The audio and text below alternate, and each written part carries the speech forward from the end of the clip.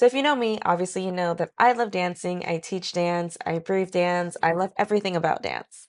But for today's purpose, I want to focus on the beginning of that journey, how it all got started. I want to talk about it because one, I think it can be really motivating for someone who's afraid to try something new. And two, that people with disabilities are more than capable of going after the things that they love. So I started dancing when I was 9 years old with Mambo Salsa. I loved my first ever salsa class because it became a really big core memory of mine. If you ever taken a salsa class, you know that the first half is floor work where you dance by yourself, but the second half is partner work where you dance with someone. And that includes doing movement and exchanging hands.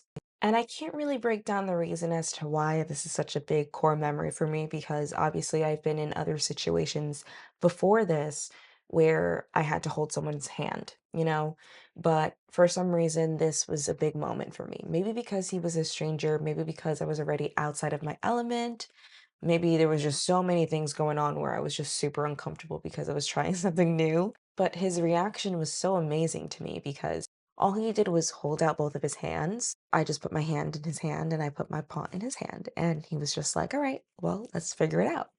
And that was so great. And he was my age. So it really goes to show that a stranger can have a great reaction and adapt at the same time. I just thought that was really, really beautiful. And I've always carried that with me. To know that that's a possibility for a reaction motivates me to confidently just kind of move about because I know something like that is possible. And dancing at the same time just really just boosted my confidence. It helped me understand my body.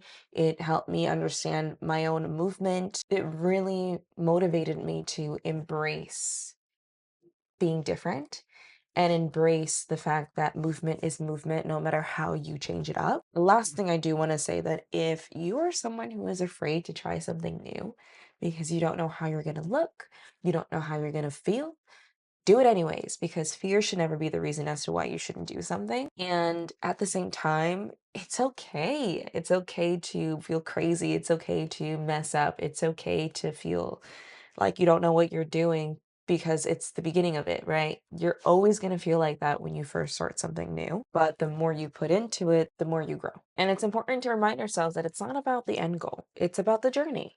As cliche as that sounds, it really is about those milestones and embracing those milestones, embracing the small wins, not allowing the imperfections to dictate your whole worth.